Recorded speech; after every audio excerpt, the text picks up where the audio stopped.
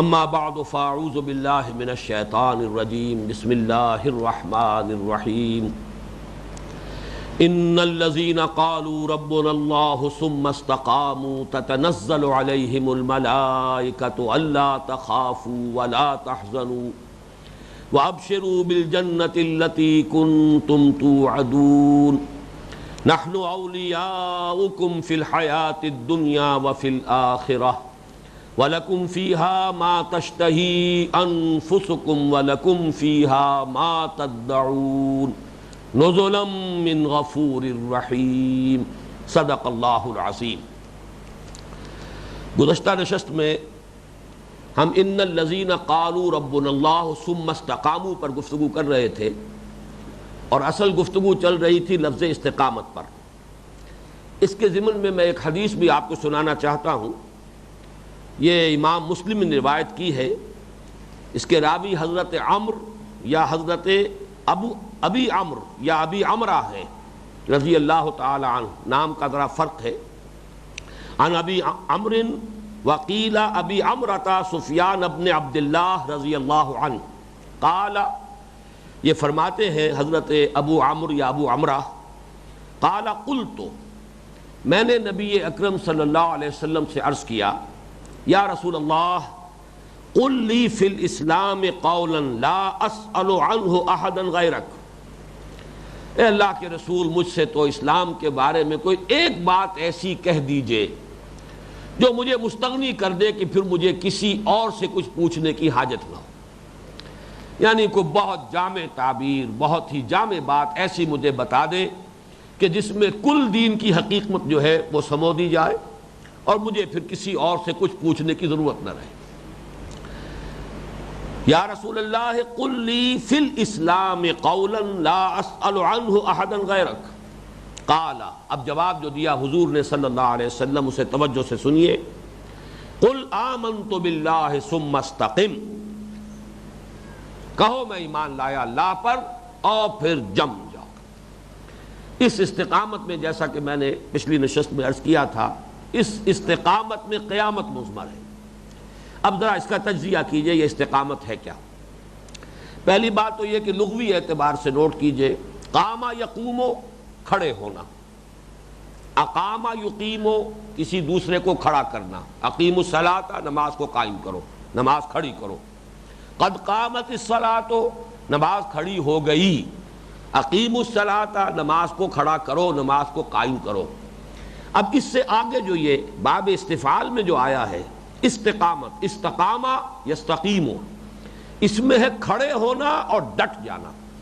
اردو کا لفظ ڈٹ جانا یہ ہے در حقیقت کہ جو اس کی صحیح ترین تعبیر کرتا ہے، جم جانا، ڈٹ جانا، کسی موقف پر قائم ہو جانا پختگی کے ساتھ، پھر کوئی مخالفت، کوئی چاہے وہ غیر مرئی ہو چاہے مرئی ہو، کوئی لالچ، کوئی بھی وہاں سے انسان کو ہلا نہ سکے، پائے ثبات میں جنبش نہ آئے۔ ان الذین قالوا ربنا اللہ ثم استقاموا، اب اس استقامت کے دو رخ ہیں، ایک استقامت ظاہری یا استقامت خارجی ہے جو نظر آئے گا۔ وہ استقامت کیا ہے؟ جب اللہ کو مان لیا یہ میرا رب ہے، میرا مالک ہے، میرا آقا ہے، اب اس کی اطاعت کیسے ممکن ہے کہ اب اس کے حکم سے سرتابی کی جائے؟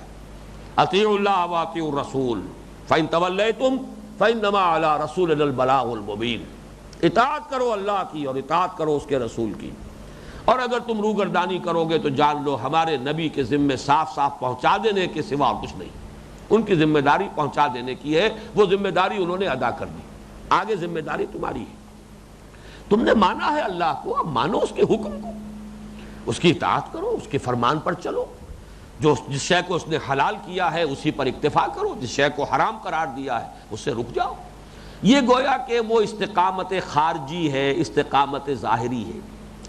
اسی استقامت خارجی، استقامت ظاہری میں وہ چیزیں بھی آ جائیں گی، اس لیے کہ وہ بھی حکم ہے، ادعو الی سبیل ربک، بلاؤ لوگوں کو اپنے رب کے راستے کی طرف، یا آپ کا دعوت دینا دوسروں کو، یہ بھی تو ایک خارجی عمل ہے، نظر آئے گا۔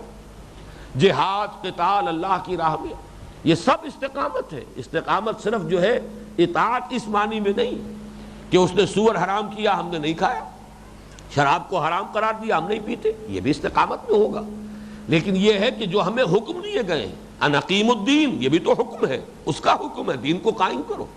تو استقامت کے اندر استقامت خارجی یا استقامت ظاہری جو نظر آئے گی لوگوں کو، اس میں اپنا عمل، اس میں جہاد، قتال، وہ سارا دین کا مکمل جو ہے خلاصہ، اس کا جو عملی پہلو ہے جو لوگوں کی نگاہوں کے سامنے آئے گا، اس سب کو سمجھیے کہ وہ استقامت کا خارجی اور ظاہری پہلو ہے۔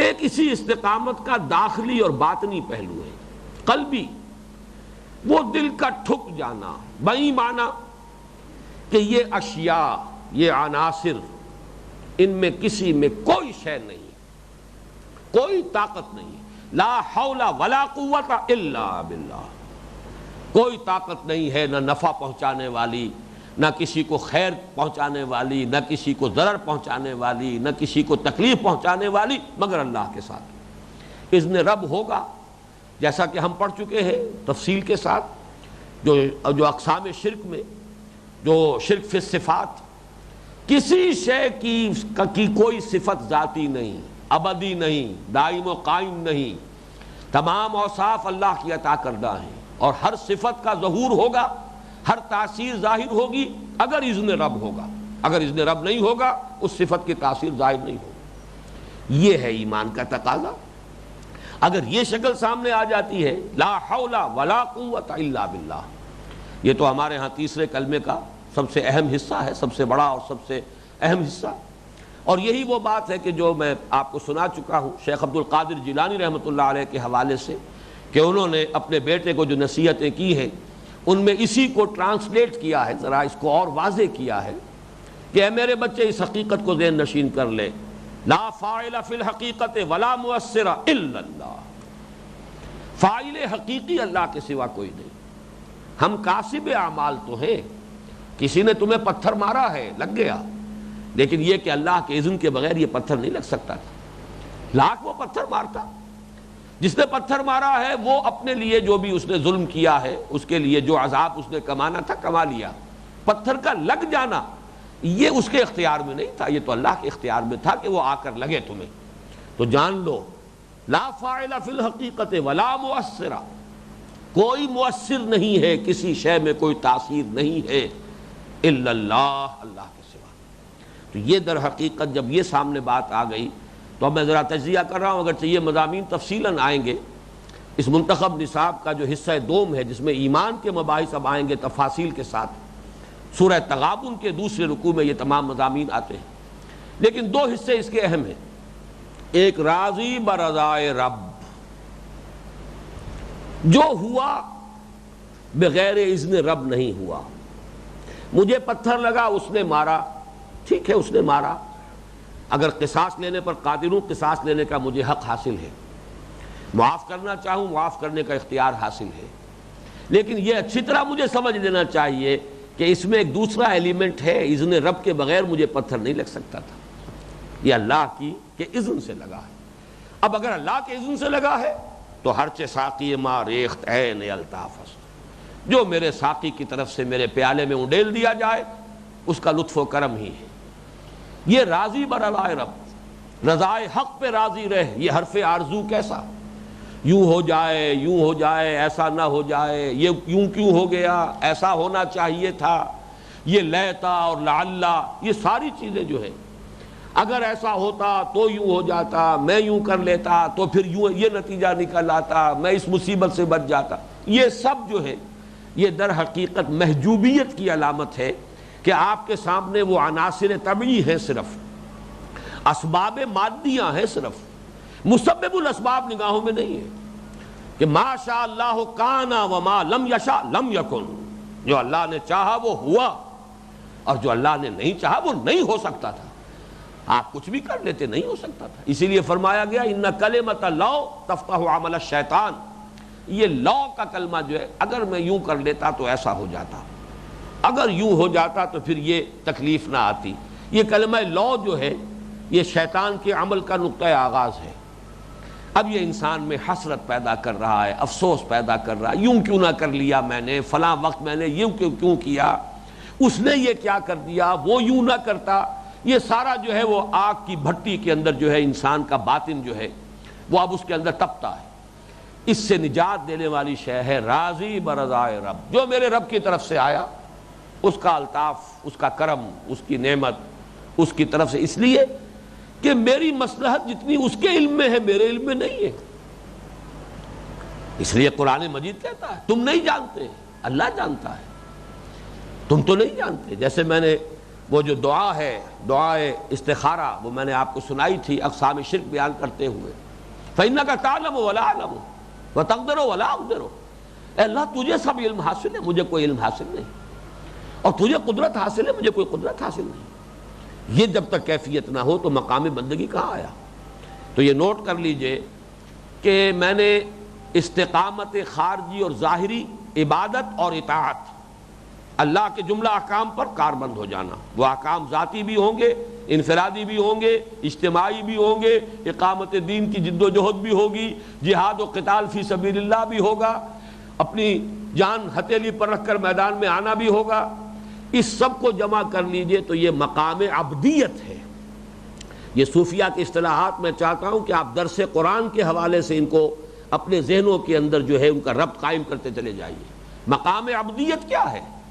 جو حکم سر تسلیم خم، جو فرمان، جو بھی آپ کا حکم ہے حاضر ہے، بدل و جان حاضر ہے، جان نثار کرنے کو تیار ہے. یہ مقام عبدیت ہے. یہ دوسرا مقام جو ہے استقامت باطنی، راضی برضائے رب، بروں کشید ز پیچا کہ ہست و بود مرا، چوک دہا کہ مقام رضا کشود مرا. یہ جو مقام ہے مقام رضا، اور اسی کا دوسرا پڑتو کیا ہے؟ توکل. وسائل و اسباب کو استعمال کرو لیکن بھروسہ ان پر نہ کرو. ہوگا وہ جو اللہ چاہے. سارے اسباب فراہم ہوں، اللہ نہیں چاہے گا نتیجہ نہیں نکلے گا. اور اللہ جب چاہے گا بغیر کسی ذریعے کے، کسی مادی سبب کے، جب چاہے گا وہ اب جو بھی آپ کی ضرورتیں پوری کر دے گا. یرزقہ من حیث لا یحتسب، وہاں سے رزق پہنچائے گا جہاں سے گمان تک نہیں ہوگا. اس لیے کہ وہ محتاج نہیں ہے اسباب کا، اسباب اس کے اذن کے محتاج ہیں، وہ محتاج نہیں ہے اسباب کا. ایسا نہیں ہے کہ اشیاء کو پیدا کر کے، عناصر کو پیدا کر کے، ایلیمنٹس کو پیدا کر کے، ان میں کچھ صفات ودیت کر کے اب اس کے ہاتھ بن گئے ہوں. میں کیا کروں، میں تو آگ کے اندر وصف رکھ چکا جلانے کا، اب یہ آگ میں پھینک رہے ہیں ابراہیم کو تو جلے گا ابراہیم. نہیں، اختیار مطلق اللہ کا ہے. آگ اس کے اذن سے جلائے گی، اس کا اذن نہیں ہوگا نہیں جلائے گی. ان دو چیزوں کو جب جمع کر لے، راضی برضائے رب، اچھی طرح نوٹ کر لیجئے. آج بالکل الجبرے کے فارمولے کے طریقے سے، جیسے کہ اقسام شرک میں میں نے الجبرے کے فارمولے دیے ہیں آپ کو. راضی برضائے رب اور توکل صرف اللہ پر. کچھ نہیں ہو سکتا جب تک کہ اللہ نہ چاہے، کوئی میرا کچھ نہیں بگاڑ سکتا جب تک کہ اللہ کا اذن نہ ہو. ان دو چیزوں کو جمع کر لیجئے. اب خوف کس بات کا رہ جائے گا؟ حزن کس بات پر ہوگا؟ عام طور پر لفظ خوف جو ہے اس کا تعلق مستقبل سے ہے. ایسا نہ ہو جائے، یوں نہ ہو جائے، وہ نہ ہو جائے، کوئی نعمت میرے ہاتھ سے جاتی نہ رہے، کوئی پسندیدہ محبوب چیز جو ہے وہ میرا ساتھ نہ چھوڑ جائے. یہ خوف ہے. خوف کا تعلق مستقبل سے ہے. حزن کا تعلق دو طرفہ ہے. حزن رنج، جو کچھ ہو گیا آپ کے لیے تکلیف دہ ہے، ناپسندیدہ ہے، طبیعت اس پر ایک افسوس اور رنج کی کیفیت محسوس کر، یہ بھی حزن ہے. اور حزن جو ہے آئندہ کے لیے بھی ہوتا ہے. یہ جو حضور نے فرمایا تھا غار ثور میں، لا تحزن ان اللہ معنا، ظاہر بات ہے کوئی واقعہ ہو نہیں چکا تھا جس پر کہ حزن جو ہے کر رہے ہیں حضرت ابو بکر صدیق رضی اللہ تعالی. یہ بھی ایک اندیشہ تھا. تو اندیشے کی ہی ایک کیفیت حزن بھی ہے. خوف کا تعلق ماضی سے ہے، جو مستقبل سے ہے، جو کچھ ہوا ہے، جو کچھ ہونا ہے، اس کا اندیشہ، یوں نہ ہو جائے، ایسا نہ ہو جائے. اور حزن کا تعلق ماضی سے بھی ہے، جو کچھ ہو گیا ہے اس پر رنج اور غم اور افسوس. اور مستقبل سے بھی ہے کہ ایسا نہ ہو جائے. گویا کہ خوف اور حزن اس اعتبار سے مستقبل کے ساتھ متعلق ہونے کے اعتبار سے ایک دوسرے کے مترادف ہو جائیں گے، لیکن حزن کا چونکہ تعلق ماضی سے بھی ہے لہذا اس کا ایک علیحدہ مفہوم بھی ہے. ان دونوں کا زائل ہو جانا یہی مرتبہ ولایت ہے. مقام عبدیت اور مقام ولایت، یہ دو الفاظ آج نوٹ کر لیجئے. عبدیت اطاعت، عبادت، جو حکم ہو سر آنکھوں پر، جو فرمان ہے حاضر، بسر و چشم حاضر، بدل و جان حاضر. یہ مقام عبدیت ہے. سرتابی نہ ہو، انکار نہ ہو.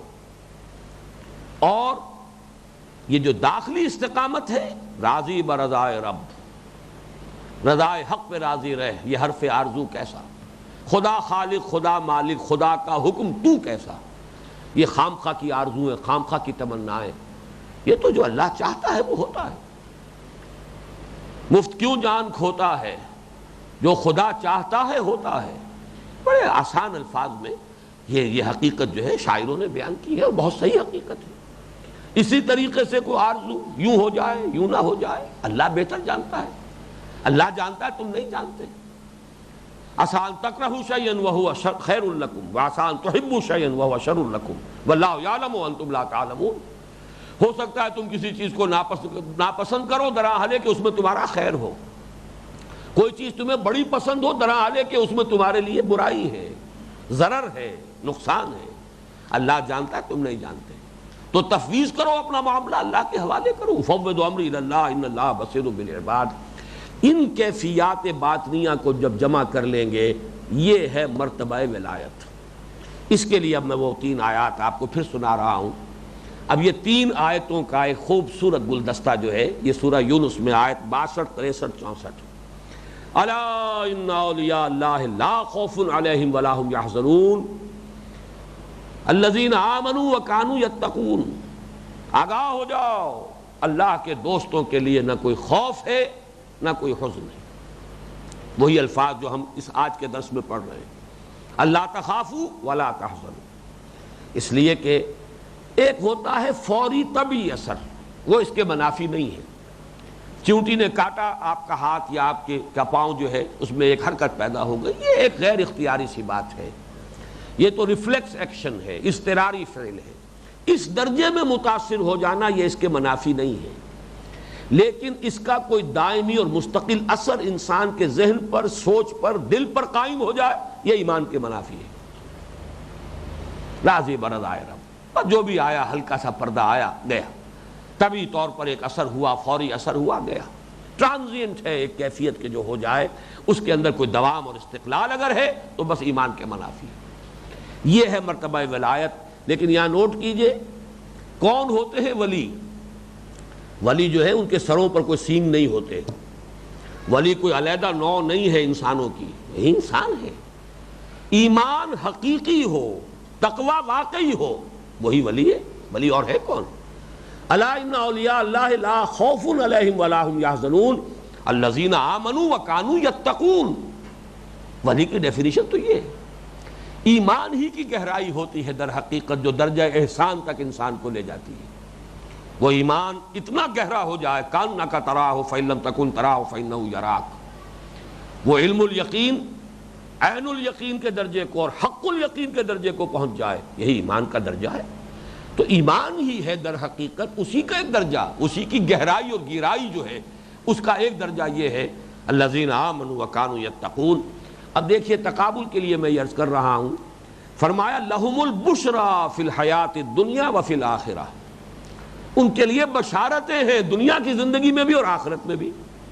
اور یہاں جو ہم آیات پڑھ رہے ہیں، فرشتے کیا کہتے ہیں؟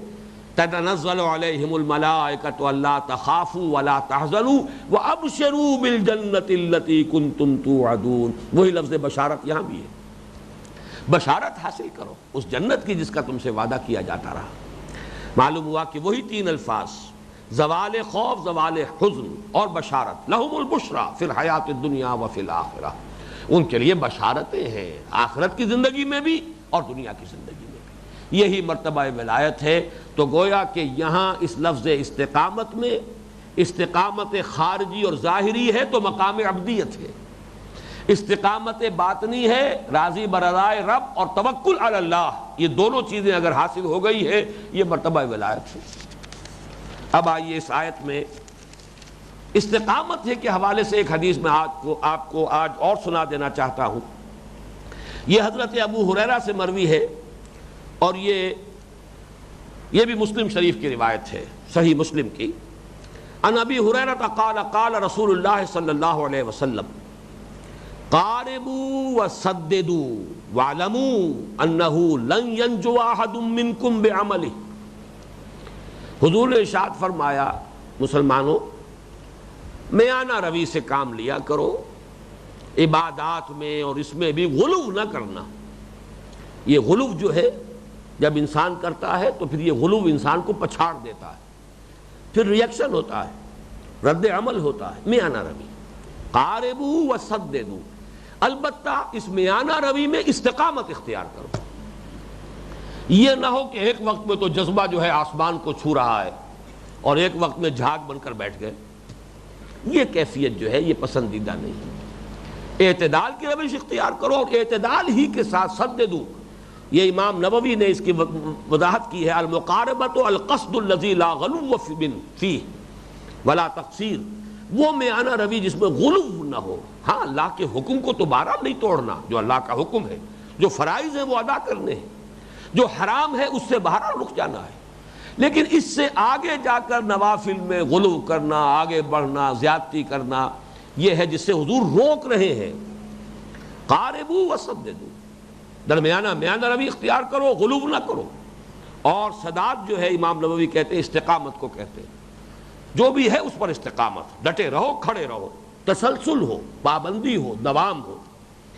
اب اس میں جو جملہ آیا ہے یہ بہت سے لوگوں کے لیے آنکھیں کھول دینے والا ہونا چاہیے، جو غلو کرتے ہیں، مستحبات میں غلو کر رہے ہیں، سنت عادت میں غلو کر رہے ہیں، چھوٹی چھوٹی چیزوں میں غلو کر رہے ہیں، اسی میں ایک دوسرے پر نکیر کر رہے ہیں، ایک دوسرے پہ تنقیدیں کر رہے ہیں۔ اس غلو کا علاج کیا ہے جو حضور نے ابھی فرمایا وہ سن لیجئے، وَاعْلَمُوا، جان لو، انہ لن ینجو احد منکم بعملہ، تم میں سے کوئی شخص بھی صرف اپنے عمل کی بنیاد پر نجات نہیں پا سکے گا۔ کتنا عمل کر لو گے، کتنا غلو کر لو گے، کہیں تک بھی پہنچ جاؤ، تم اپنے عمل کی بنیاد پر نجات نہیں پاؤ گے۔ لن ینجو احد منکم بعملہ، تم میں سے کوئی ایک بھی ایسا نہیں ہے جو اپنے عمل کی وجہ سے نجات پا جائے۔ قالوا ولا انت یا رسول اللہ، سوال کیا صحابہ نے کہ اے اللہ کے رسول کیا آپ بھی؟ فرمایا قال ولا انا، ہاں میں بھی نہیں، الا یتغمدنی ربی برحمت منہ وفضل، الا یہ کہ اللہ تعالیٰ ڈھانپ لے مجھے اپنی رحمت اور فضل سے۔ یہ ہے مرتبہ محمد الرسول اللہ صلی اللہ علیہ وسلم۔ اصل میں یہ بھی شیطان کی، انسان کی دشمنی جو ہے، اس کے تو پیدائشی دشمن ہے، وہ انسان کو ہٹانا چاہتا ہے غلو میں ڈال کر، وہی غلو کہ جو محبت کا غلو تھا جس نے شرک کی بدترین صورت اختیار کروا لی، خدا کا بیٹا قرار دے دیا حضرت عیسیٰ علیہ السلام، وہی غلو محبت کا حضرت علی کو خدا بنا دینے والے پیدا ہو گئے، وہی غلو ان نیکیوں میں، عبادات میں۔ نتیجہ کیا نکلتا ہے؟ جو اہم تر بات ہے وہ رہ جاتی ہے۔ اقامت دین کی جد و جہد کے لیے تو اب کوئی جذبہ رہا ہی نہیں، سارا جذبہ جو ہے ان نوافل میں، ان مستحبات میں، ان چھوٹی چھوٹی نیکیوں میں، پوری سٹیم جو جنریٹ ہوئی تھی یوز ہو گئی، خرچ ہو گیا سارا جذبہ، آگے نہیں بڑھے گا۔ لہذا شیطان یہاں داؤ لگاتا ہے، پھندے لگاتا ہے، اس میں پھنساؤ، مست رکھو ذکر و فکر صبح گاہی میں اسے، پختہ تر کر دو مزاج خانقاہی میں اسے، تاکہ اس سے آگے کی سوچ ہی نہ آئے۔ یہ ہے کہ جس کا سد باب ہو رہا اس حدیث سے، قاربوا وسددوا واعلموا انہ لن ینجو احد منکم بعملہ، قالوا ولا انت یا رسول اللہ، قال ولا انا الا یتغمدنی ربی برحمت منہ وفضل، ہاں میں بھی نجات محض اپنے عمل کی بنیاد پر نہیں پاؤں گا جب تک کہ پروردگار مجھے ڈھانپ نہ لے اپنے فضل اور رحمت سے۔ اب آگے چلیے، اس حصے میں ایک اہم مضمون ہے فرشتوں کا نزول۔ تتنزل علیہم الملائکۃ الا تخافوا ولا تحزنوا وابشروا بالجنہ۔ یہ فرشتوں کا نزول جو ہے، اس کے بارے میں ایک بات نوٹ کر لیجئے۔ ایک بات تو اس میں متفق علیہ ہے، اجماعی ہے، کوئی اختلاف نہیں، اور بہت سے لوگوں کا تجربہ ہے، بہت سے نیک لوگوں کے انتقال کے وقت کی یہ خبر بہت تواتر کے ساتھ نقل ہوئی ہے کہ جب عالم نزع کی کیفیت ہوتی تھی تو کہتے تھے ہٹ جاؤ، راستہ دو۔ معلوم ہوتا تھا انہیں کوئی نظر آ رہے ہیں، کوئی نورانی ہستیاں ہیں جو آ رہی ہیں جن کا استقبال وہ کرنا چاہتا ہے۔ یہاں جو عالم نظر میں گرفتار ہے، کوئی ہے جس کو اس نے دیکھا ہے، کوئی آیا ہے، تو نزول جو ہے فرشتوں کا عند الموت یہ تو متفق علیہ ہے۔ موت کے قریب فرشتوں کا نزول گویا کہ استقبال کرنے کے لیے آئیں گے۔ عالم خلق سے عالم امر کی شے عالم امر کو لوٹ رہی ہے، اس عالم امر ہی کے کارندے آ رہے ہیں۔ فرشتے کون ہیں؟ عالم امر کے کارندے ہیں، وہ آ رہے ہیں استقبال کے لیے۔ تو یہ تتنزل علیہم الملائکۃ الا تخافوا ولا تحزنوا، اب خوشیاں منائیے، خوشخبری حاصل کیجئے، آپ کی سختی کے دن گئے، آپ کے تکالیف کے دن گئے، آپ کے لیے جو کوفت تھی دنیا میں اب اس کا سلسلہ منقطع ہوا، اب بشارتیں ہی بشارتیں ہیں، خوشیاں ہی خوشیاں ہیں، فراح و ریحان و جنت نعیم۔ اس میں تو کوئی چونکہ اختلاف نہیں، اور جیسا کہ میں نے عرض کیا بہت سے لوگوں کے بارے میں یہ چیزیں واقعاتی انداز میں بھی ہمیں ملتی ہیں، اس میں تو کسی اختلاف کی گنجائش نہیں۔ البتہ دوسرا معاملہ یہ ہے، دوسرا مسئلہ یا دوسرا معاملہ، دوران حیات دنیاوی بھی یہ نزول ہوتا رہتا ہے۔ اس میں کچھ لوگوں کو ذرا اشکال ہوگا، لیکن واقعہ یہ ہے کہ یہ قرآن سے حدیث سے اس قدر ثابت شدہ شے ہے جس کا انکار کرنا جو ہے وہ وہی جو ریشنلزم ہے، وہ 19th سینچری سائنٹیفک ریشنلزم، جو معجزات کو ماننے سے انکار کرتا ہے، جو مادے اور مادے کی تاثیرات جو ہے اس پر اس کا یقین کامل قائم تھا، وہ ریشنلزم، بچے کھچے اثرات اس کے اب بھی چلے آ رہے ہیں۔ جیسے گائیٹن صاحب کہہ گئے اس سال ہمارے ہاں کہ مغرب میں بھی اکثر لوگ ابھی اسی فضا میں سانس لے رہے ہیں، وہی نیوٹونین ایرا جو ہے فزکس کا، ابھی اسی میں جی رہے ہیں، وہی ان کی بھی سوچ ہے۔ یا آئنسٹائن کے تصورات اور یہ فزکس کے اعلیٰ نظریات جو اب سامنے آئے ہیں، وہاں بھی اکثر و بیشتر لوگوں کو معلوم نہیں۔ اس کا نتیجہ کیا ہے کہ اس کو ذرا مانتے ہوئے طبیعت جو ہے وہ اپراتی ہے کہ کیا دوران حیات دنیا میں بھی فرشتے نازل ہوتے ہیں؟ میری رائے اس کے بارے میں پازیٹیولی یہ ہے کہ نازل ہوتے ہیں۔ اس کا ثبوت سورہ انفال اور سورہ آل عمران میں دو جگہ پر فرشتوں کا نزول مسلمانوں کی مدد کے لیے نص قطعی سے ثابت ہے۔ غزوہ بدر میں فرشتے آئے، غزوہ احد میں فرشتے آئے، اور یہ دو آیتیں جو ہیں نوٹ کر لیجئے، سورہ انفال کی آیت نمبر 10 ہے، سورہ آل عمران کی آیت نمبر 126۔ یہ جوڑا بھی ایک مثال ہے قرآن مجید میں اس اصول کا کہ اہم مضمون قرآن مجید میں کم سے کم 2 مرتبہ ضرور آئے گا، اور تھوڑا سا لفظی فرق کر دیا جائے گا تاکہ مونوٹنی نہ رہے، تنوع ہو۔ فطرت انسانی کو تنوع زیادہ پسند ہے، مونوٹنی سے طبیعت گھبراتی ہے، انسان بور ہو جاتا ہے۔ اب آپ دیکھیے اس کی مثال، سورہ انفال، سورہ آل عمران، سورہ انفال کی آیت نمبر 10، آل عمران کی آیت نمبر 126، دونوں جگہ پر فرمایا وَمَا جَعَلَهُ اللَّهُ إِلَّا بُشْرَىٰ وَلِتَطْمَئِنَّ بِهِ قُلُوبُكُمْ، دوسری جگہ فرمایا وَمَا جَعَلَهُ اللَّهُ إِلَّا بُشْرَىٰ وَلِتَطْمَئِنَّ قُلُوبُكُمْ بِهِ وَلِتَطْمَئِنَّ بِهِ قُلُوبُكُمْ وَلِتَطْمَئِنَّ قُلُوبُكُمْ بِهِ، ایک میں قلوب پہلے آ گیا، بہی بعد میں آ گیا، ایک میں بہی پہلے آ گیا، قلوب بعد میں آ گیا، بین ہی وہی مضمون۔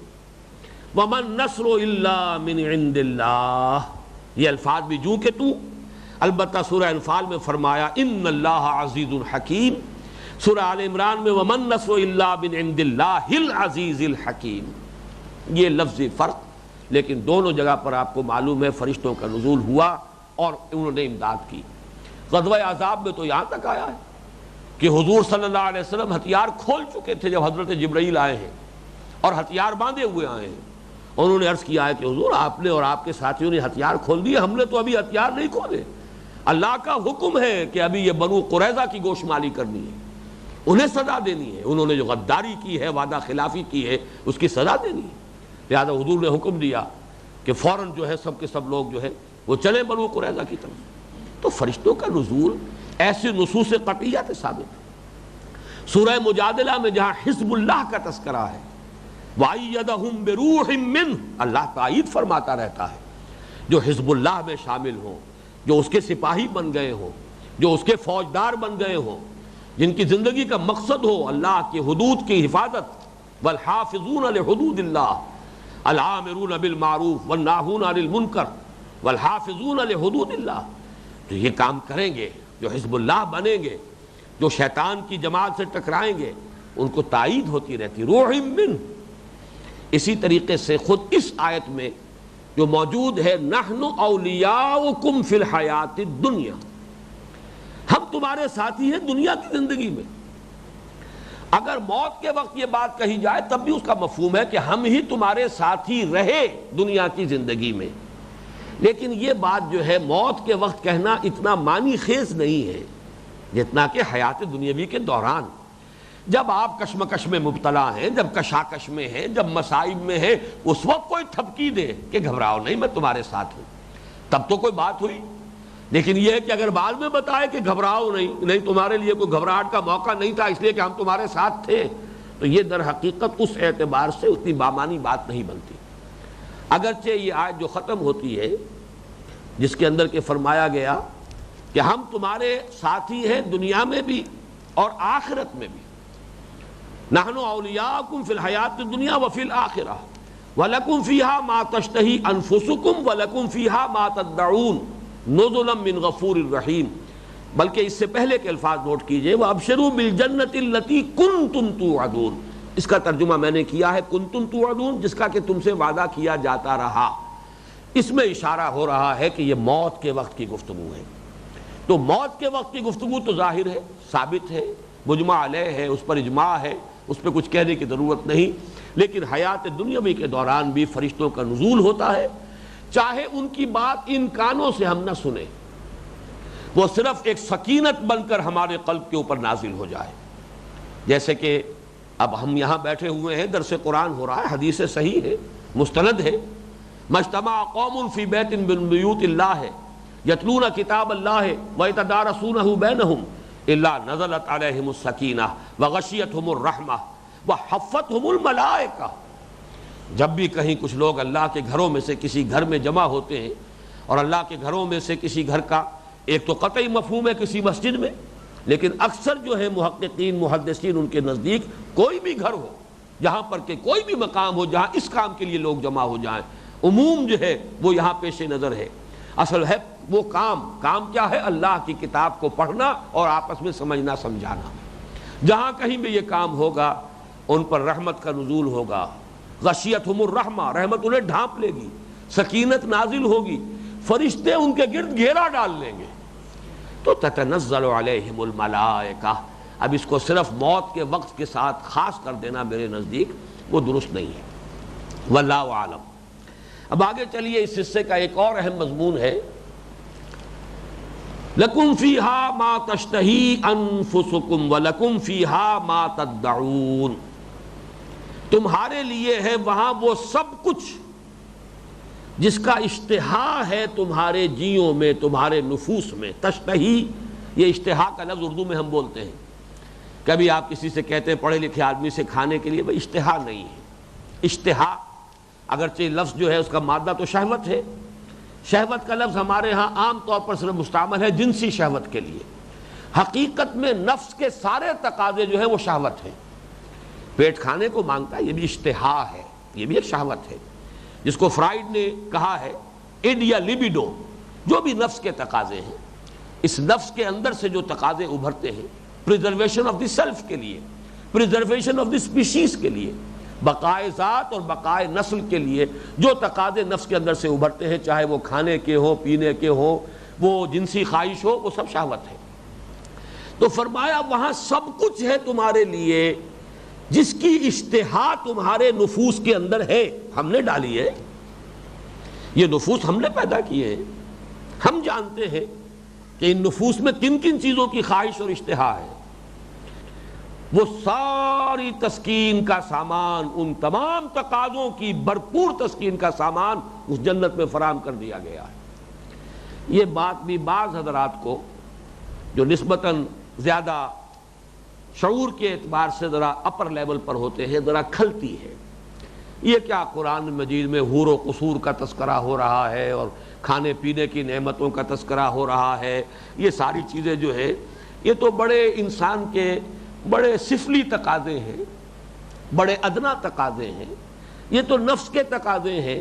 تو بعض اوقات طبیعت جو ہے منقبض ہوتی ہے، اور میں نے بارہا یہ بات عرض کی، اب بھی یاد آ گئی ہے تو بیان کر رہا ہوں، خود میری یہ کیفیت رہی ہے بہت عرصے تک غض بصر کرتا تھا جب قرآن مجید کے ان مقامات سے گزرتا تھا تو غض بصر کر کے ذہناً گزر جاتا تھا، یعنی بات اچھی نہیں لگتی تھی کہ کیا ذکر ہو رہا ہے حوروں کا اور ان کی پھر ان کی رنگت، ان کی آنکھیں ایسی خوبصورت ہوں گی، اور ان کے وہ جو بھی ساری تفاصیلیں جانے کی ضرورت نہیں ہے، تو طبیعت میں کچھ انقباض سا ہوتا تھا۔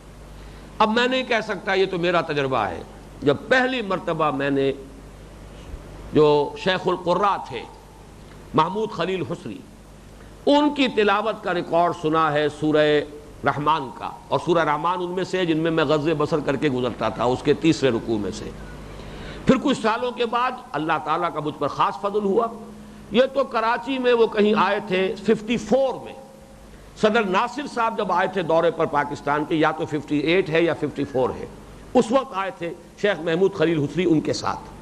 اس وقت انہوں نے جن صورتوں کی تلاوت کراچی میں کی تھی ان میں سے سورہ رحمان بھی تھی۔ پھر بہت عرصے کے بعد لاہور میں بھی آئے، یہاں جامعہ اشرفیہ میں ان کا ایک محفل قرات ہوئی، وہاں سورہ واقعہ، اور سورہ واقعہ میں بھی وہی مضامین ہیں، وہ تو دونوں صورتیں جو ہیں جڑواں ہیں، ایک ہی مضمون ہے دونوں میں۔ تو غض بصر کرتا تھا میں، لیکن یہ قرات سننے کے بعد معلوم ہوا کہ کوئی جالا سا تھا دل کے اوپر سے، کوئی حجاب تھا جو اتر گیا، کوئی عقلی توجیہ میرے پاس نہیں ہے۔ اور میں تو اس واقعے کو، اپنے تجربے کو بیان کیا کرتا ہوں کہ حسن قرات جو ہے قرآن مجید کی، اس کی اپنی تاثیر ہے، معنی جو اس کے ہیں، مطالب جو اس کے ہیں، ان سے ہٹ کر اس کا جو صوتی آہنگ ہے، اس میں جو اللہ تعالیٰ نے ایک ملکوتی غنا رکھا ہے، یہ ڈیوائن میوزک جو اس کے اندر ہے، اس کی اپنی تاثیر ہے، انڈیپینڈنٹ آف میننگز، ان کے معنی سے بالکل جدا اور آزاد اس کی ایک تاثیر ہے۔ اس کا مجھے ذاتی تجربہ ہوا ہے، بارہا میں نے پہلے بھی عرض کیا، آج بھی عرض کر دیا ہے بہرحال، لیکن اس کی پھر عقلی توجیہ بھی سامنے آ گئی، اور یہ اسی وقت آئی جب کہ قلب پر سے حجاب اتر گیا۔ بڑا پیارا جملہ ہے مولانا محمد منظور نعمانی صاحب کا، کبھی انہوں نے کہا تھا کسی ایک معاملے میں، اصل تبدیلی تو دل کی تبدیلی ہوتی ہے، دماغ تو کرائے کا وکیل ہے جو دلائل فراہم کر دیتا ہے۔ وکیل کا کام کیا ہے؟ کسی مقدمے کا مدعی چلا جائے اس کے حق میں دلائل نکال دے گا، اگر اسی مقدمے کا مدعا علیہ اس کے پاس آ گیا ہوتا اس کے لیے دلائل کے انبار لگا دے گا۔ تو وکیل کا کام تو یہ جو پیسے دے، جو فیس دے، وہ اپنے حق میں دلائل جو ہے اس سے اس کے انبار لگوا لے۔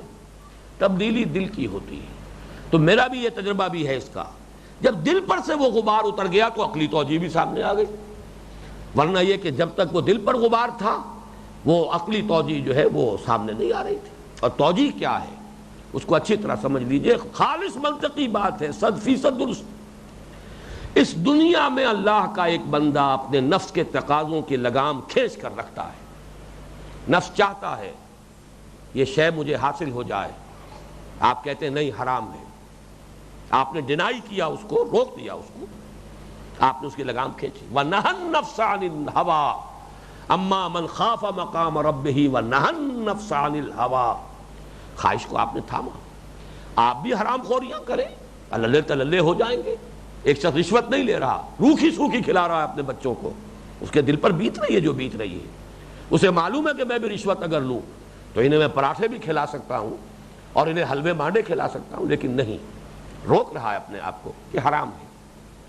سودی کاروبار بھی ساتھ لپیٹ رہا ہے، نظر آ رہا ہے، بینک کی سروس چھوڑ رہا ہے، نظر آ رہا ہے کہ یہاں 15,000 کی تنخواہ مجھے مل رہی ہے، باہر شاید 5,000 کی مجھے تنخواہ کی ملازمت نہ مل سکے، روک رہا ہے۔ اس کا لازمی منطقی نتیجہ یہی ہونا چاہیے کہ جن جن خواہشات نفسانی سے اس نے اپنے آپ کو یہاں روکا ہے، اس کا بدلہ یہی ہونا چاہیے کہ اس کی بھرپور تسکین کا سامان فراہم کر دیا جائے۔ لَكُمْ فِيهَا مَا تَشْتَهِي أَنفُسُكُمْ، وہ سارا سامان تو ہم نے وہاں فراہم کر ہی دیا ہے، جس شے کی اشتہا تمہارے اندر ہے وہ سب ہم نے فراہم کر دی۔ البتہ اس کا اگلا مرحلہ بھی ہے، وَلَكُمْ فِيهَا مَا تَدَّعُونَ، اور تمہیں وہاں مل جائے گی ہر وہ شے جو طلب کرو گے۔ یہ طلب کرنا جو ہے یہ دوسرا مرحلہ ہے۔ ظاہر بات ہے اس میں ہر انسان کی ذہنی سطح، اس کا ذوق، اس کا مزاج، کوئی کچھ مانگے گا، کوئی کچھ مانگے گا۔ آپ دیکھتے ہیں مینو ہوٹل میں جا کر، اور پھر آپ آرڈر دیتے ہیں، طلب کرتے ہیں، تو یہ طلب انسان کی ذوق کے مطابق ہوگی۔ میں نے بارہا وہ عرض کیا ہے، ایک واقعہ ڈاکٹر یقین میرے کلاس فیلو پرانے دوست، انہوں نے مجھے یہ واقعہ سنایا اور مجھے یہ مقام جب بھی میں یہاں آتا ہوں واقعہ یاد رہتا ہے کہ وہ جا رہے تھے کہیں انگلستان، اپنے بچوں سے پوچھا ہر ایک سے کہ تمہارے لیے کیا لاؤں، تمہارے لیے کیا لاؤں. چھوٹی بچی نے کہا میرے لیے پینسل لے کر آئی. اب وہ ہنسے، اس نے انگلستان سے پینسل منگوائی. کیوں منگوائی یہ پینسل؟ اس لیے کہ اس سے زیادہ کا بھی اس کا کوئی شعور ہے ہی نہیں، اسے کیا پتا اور کیا نعمتیں ہیں، کیا اس دنیا کے اندر اور چیزیں ہیں. اس کا چھوٹا سا ذہن، اسے شاید والدہ جو ہے روکتی ہوں گی، پینسل اس کے ہاتھ میں نہیں آنے دیتی ہوں گی، دیواروں کو خراب کرے گی، کہیں اور ادھر ادھر کچھ اور نقش و نگار بنائے گی. تو وہی جو اس کی رکی ہوئی ایک آرزو تھی، اس نے اسی کی تسکین کا جو ہے وہ سوال کر دیا. یہ معاملہ ہوگا ہر شخص کے ساتھ جداگانہ، متفاوت. یہ فرق و تفاوت ہوگا اپنے اپنے لیول آف کانشسنس کے اعتبار سے، اپنے شعور کے اعتبار سے. اور اس میں آخری اور بلند مرتبہ وہ ہے کہ کوئی انسان ایسے بھی ہوں گے، قرآن مجید میں ذکر ہے، یریدون وجہہ، صرف اللہ کی کا چہرہ چاہیں گے اور کچھ نہیں چاہیں گے، سوائے اللہ کے اور کچھ نہیں. جس کو کہ حضرت رابعہ بصریہ نے ایک تمثیل سے واضح کیا تھا رحمت اللہ علیہا، کہ ایک خاص جذب کی کیفیت میں نکلی ہیں اپنے گھر سے. ایک ہاتھ میں ایک لوٹا ہے جس میں پانی تھا، اور ایک ہاتھ میں مشعل ہے، آگ جل رہی ہے. انہوں نے پوچھا کہاں جا رہی ہے، کیا ہے معاملہ؟ کہ اس مشعل سے جنت کو جلانے جا رہی ہوں اور اس پانی سے جہنم کو بجھانے جا رہی ہوں، تاکہ لوگ اللہ کو صرف اللہ کے لیے چاہیں، جنت کے طلب میں اور دوزخ سے بچنے کے لیے نہ چاہیں. یہ میں عرض کر دوں کہ یہ کوئی سند نہیں، یہ کوئی قرآن نہیں، کوئی حدیث نہیں، ایک خاص کیفیت ہے، ایک جذب کی سی کیفیت ہے. لیکن اس کے اندر جو چیز مضمر ہے وہ یہی ہے، یریدون وجہہ لا تعد عیناک عنہم. یہ لوگ کہ جو صرف ہمارے چہرے انور کی ضیاء کے طالب ہیں، انہیں اور کچھ نہیں چاہیے. یہی وجہ ہے کہ یہ بات آئی ہے صراحت کے ساتھ روایات میں کہ آخری نعمت جو ملے گی جنت والوں کو وہ اللہ کا دیدار ہوگا. یہ سب سے آخری دولت اور سب سے آخری نعمت جو ملے گی وہ دیدار باری تعالیٰ ہے. اس کے بعد اور کسی شے کی کوئی طلب، کوئی خواہش باقی نہیں رہے گی. اب آخری بات، اگرچہ وقت تو تقریباً ختم ہو گیا ہے لیکن نوٹ کر لیجئے، یہ دونوں چیزیں جو ہیں وَلَكُمْ فِيهَا مَا تَشْتَهِي أَنفُسُكُمْ وَلَكُمْ فِيهَا مَا تَدَّعُونَ، تمہارے لیے ہے اس جنت میں، اس آخرت میں وہ سب کچھ جس کی اشتہا تمہارے جیوں میں ہوگی، اور تمہارے لیے ہوگا وہاں وہ سب کچھ جو تم مانگو گے، طلب کرو گے، جس کا آرڈر دو گے. لیکن یہ دونوں چیزیں مل کر بھی نزل بنیں گی. نزل کہتے ہیں ابتدائی مہمان نوازی کو. نزیل اور ضیف کا فرق یہ ہے، نزیل کہتے ہیں جو مہمان تازہ تازہ آیا، نزیل سواری سے اتر کر آیا، کار سے اتر کر آیا، گھوڑے سے اتر کر آیا، اونٹ سے اتر کر آیا، نازل ہوا ہے، وہ نزیل ہے. جب آ کے آپ کے پاس مقیم ہو گیا اب ضیف ہے. یہی فرق ہے نزیل اور ضیف کا. ضیف کی ضیافت ہوتی ہے اہتمام کے ساتھ، نزیل کو فوری طور پر کچھ پیش کر دیا جاتا ہے، جس کو آپ کہتے ہیں ٹھنڈا یا گرم. سردیاں ہیں چائے پلا دیجئے فوری طور پر، اور گرمیاں ہیں آج کل کا موسم ہے شربت پلائیے، سکنجبیر پلائیے. یہ نزل ہے. یہ دونوں چیزیں مل کر بھی نزل ہوں گی صرف اس لیے کہ جنت کی جو اصل نعمتیں ہیں ان کے بارے میں ایک حدیث سن لیجئے، اسی پر آج کا درس ختم ہو جائے گا. یہ حدیث اس سے پہلے بھی میں نے بیان کی ہے لیکن میں آج آپ کو اس کی سند کے ساتھ بتا رہا ہوں. صحیح بخاری، صحیح مسلم، جامع ترمذی، تینوں میں یہ روایت موجود ہے حضرت ابو ہریرہ سے رضی اللہ تعالی عنہ. اور حدیث قدسی ہے. قال قال رسول اللہ صلی اللہ علیہ وسلم، حضرت ابو ہریرہ فرماتے ہیں کہ اللہ کے رسول نے ارشاد فرمایا، قال اللہ عز وجل، اللہ فرماتا ہے عز وجل، کیا فرماتا ہے؟ اعددت لعباد الصالحین ما لا عین رات ولا اذن سمعت ولا خطر علی قلب بشر. میں نے اپنے نیک بندوں کے لیے تو وہ چیزیں فراہم کی ہوئی ہیں جو نہ کسی آنکھ نے کبھی دیکھی، نہ کسی کان نے کبھی سنی، نہ کسی انسان کے دل پر ان کا کبھی خیال تک وارد ہوا. اور اس کے بعد فرمایا وَقْرَؤُوا إِن شِئْتُمْ، اب چاہو تو ذرا یہ آیت کے الفاظ پڑھ لو. فَلَا تَعْلَمُ نَفْسٌ مَّا أُخْفِيَ لَهُم مِّن قُرَّةِ أَعْيُن، کسی کو نہیں معلوم کہ ان کے لیے ہم نے کن کن آنکھوں کی ٹھنڈک کے سامانوں کا فراہم ہم نے کر رکھا ہے، کسی کو پتہ نہیں. لا تعلم نفس. اب یہ جو کیٹیگوریکل سٹیٹمنٹ ہے، ایک روایت میں یہ آیا ہے کہ یہ الفاظ جو ہے فقرؤوا ما ان شئتم، اگر تم چاہو تو یہ پڑھ لو، یہ حضرت ابو ہریرہ کے الفاظ ہیں۔ حضور کی طرف سے جو قول، جو حدیث قدسی ہے وہ ختم ہو گئی اس پر کہ عادت تو لعبادی الصالحین ما لا عین رات ولا اذن سمعت وما خطر علی قلب بشر، میں نے اپنے صالح بندوں کے لیے ایسی ایسی چیزیں فراہم کی ہیں جو نہ کسی آنکھ نے دیکھی، نہ کسی کان نے سنی، اور نہ کسی انسان کے دل پر ان کا کبھی خیال تک وارد ہوا۔ اصل ضیافت وہ ہے، یہ ساری چیزیں ما تشتہی انفسکم بھی، اور تمہاری اپنی جو سوچ ہے وہ بھی تو محدود ہے، وہ بھی تو اپنے تصورات کے مطابق مانگو گے جو مانگو گے۔ یہ دونوں چیزیں مل کر بھی صرف نزل ہیں، نزلا من غفور الرحیم۔ بارک اللہ لی ولکم فی القرآن العظیم۔